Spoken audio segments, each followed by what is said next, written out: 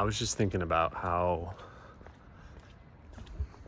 as great as it is to be present, feel yourself, feel fully alive, as soon as you start to cling to that, like to cling to like a version of yourself, and you're like, oh no, I don't ever want to feel different than this, that's going to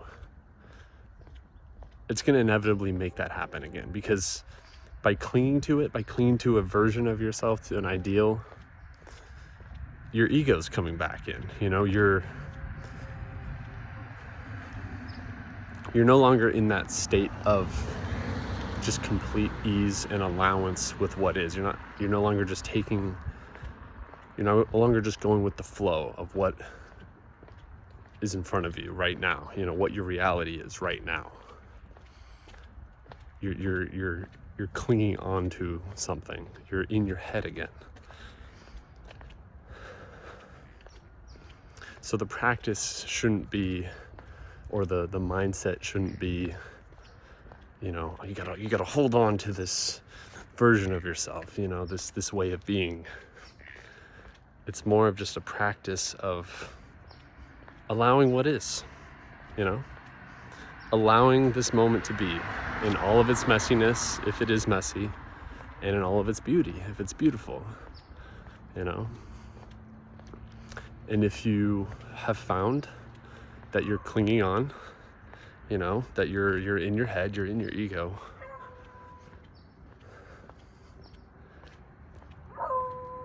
all it takes is noticing that, and noticing that you're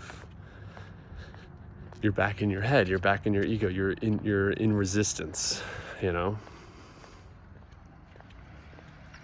So you just notice that, and you gently, wake up again. You snap out of it. You come back to now. You come back to what is, and you shift back into a state of allowance, of love. And things are great again, but it's not because you need it to be great again, It's because you're simply allowing what is.